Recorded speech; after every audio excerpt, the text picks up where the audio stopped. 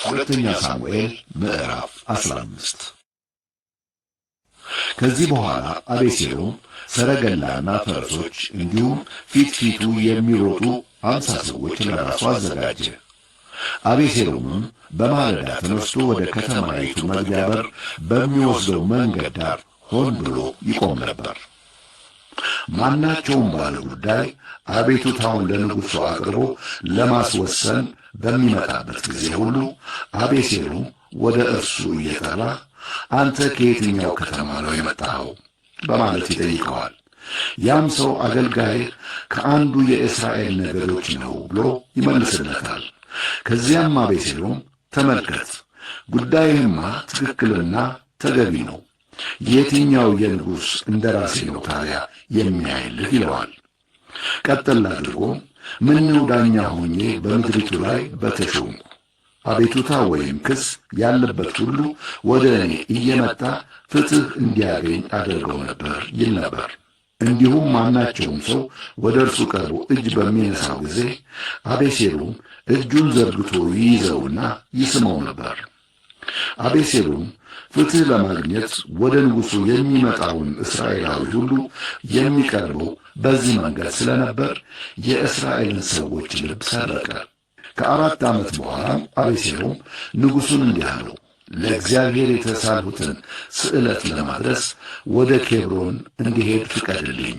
እኔ አገልጋይህ በሶርያ ምድር በጌሹር ሳለሁ እግዚአብሔር ወደ ኢየሩሳሌም የመለሰኝ እንደሆነ በኬብሮን ለእግዚአብሔር እሰግዳለሁ ብዬ ተስያለሁ።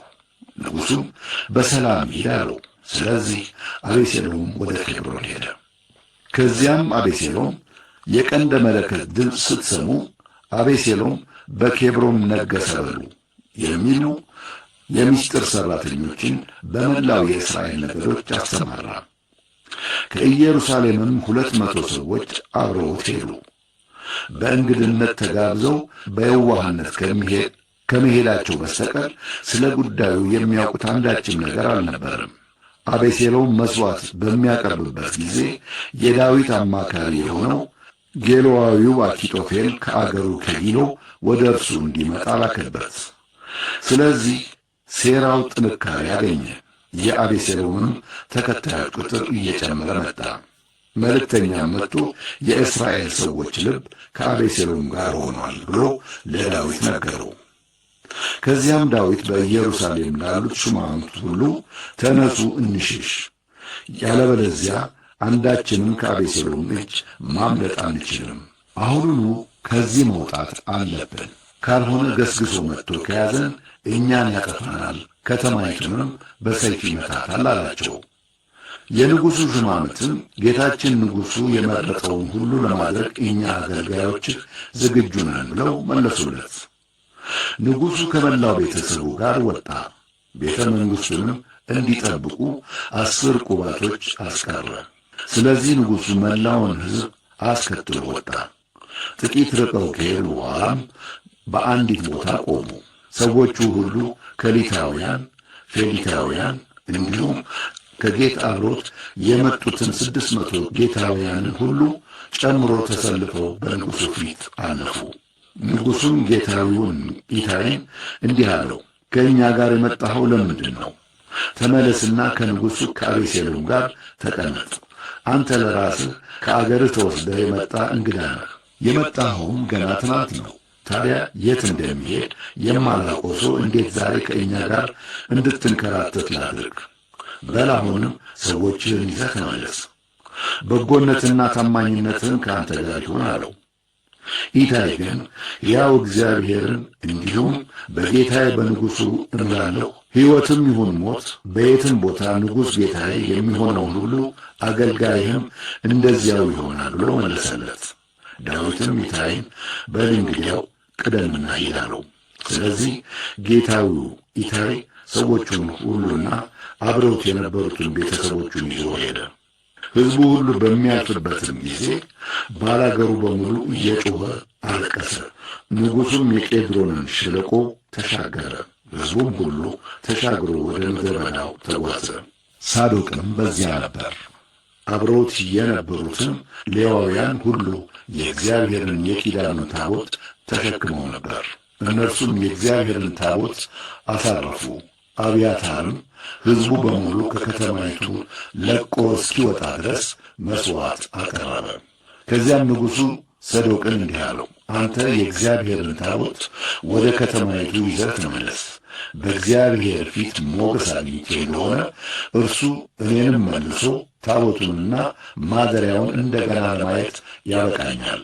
ነገር ግን እርሱ ባንተ አልተደሰቱም የሚል ከሆነ መልካም መስሎ የታየውን ነገር ያድርግብኝ፣ እኔም ለመቀበል ዝግጁ ነኝ። እንዲሁም ንጉሡ ካህኑን ሰዶቅን እንዲህ አለው፣ አንተ ነቢይ አይደለህምን? እንግዲህ አንተም ልጅህን አኪማስን የአብያታርን ልጅ ዮናታንን ይዘህ በሰላም ወደ ከተማይቱ ተመለስ። አንተና አብያታር ሁለቱን ልጆቻችሁን ይዛችሁ ሂዱ። እኔም ከአንተ ዘንድ ወሬ እስካገኝ ድረስ በምድረ በዳው በሚገኘው በወንዙ መሻገሪያ ቆያለሁ። ስለዚህ ሰዶቅና አብያታር የእግዚአብሔርን ታቦት ይዘው ወደ ኢየሩሳሌም በመመለስ እዚያው ቆዩ። ዳዊት ግን እያለቀሰ የደብረ ዘይትን ተራራ ሽቅብ ወጣ። ራሱን ተከናንቦ ባዶ እግሩን ነበረ። አብሮት ያለውም ሕዝብ ሁሉ እንደዚሁ ራሱን ተከናንቦ እያለቀሰ ሽቅብ ይወጣ ነበር። በዚህ ጊዜ ከአቤሴሎም ጋር ካሴሩት መካከል አንዱ አኪጦፌል ነው ብለው ለዳዊት ነገሩት። ስለዚህ ዳዊት እግዚአብሔር ሆይ እባክህን የአኪጦፌልን ምክር ወደ ከንቱነት ለውጠው ብሎ ጸለየ። ዳዊትም ሕዝቡ እግዚአብሔርን ወደሚያመልክበት ወደ ተራራው ጫፍ ሲደርስ አርካዊው ኩሲ ልብሱን ቀዶ ትቢያ በራሱ ላይ ነስንሶ ሊገናኘው መጣ። ከዚያም ዳዊት እንዲህ አለው፣ አብረኸኝ ብትሄድ ሸክም ትሆንብኛለህ። ነገር ግን ወደ ከተማይቱ ተመልሰህ አቤሴሎምን ንጉሥ ሆይ አገልጋይህ እሆናለሁ፣ ቀድሞ የአባትህ አገልጋይ እንደነበርኩ ሁሉ ዛሬም አንተን አገለግልሃለሁ ብትለው የአኪጦፌልን ምክር በማፍረስ ትረዳኛለህ። ካህናቱ ሳዶቅና አብያታር እዚያው ከአንተው ጋር ይሆኑ የለምን? ከቤተ መንግሥቱ የምትሰማትን ሁሉ ንገራቸው። የሳዶቅ ልጅ አኪማአስና የአብያታር ልጅ ዮናታን ሁለቱ ወንዶች ልጆቻቸው እዚያው አብረዋቸው ይገኛሉ። የምትሰማትን ሁሉ በእነርሱ ላክልኝ። ስለዚህ የዳዊት ወዳጅ ኩሲ ልክ አቤሴሎም ኢየሩሳሌም በገባበት ሰዓት እዚያው ደረሰ።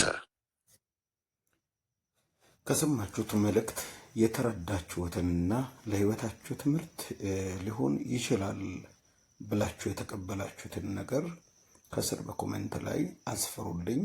ጌታ ኢየሱስ ዘመናችሁን ይባርክ። ተባረኩ።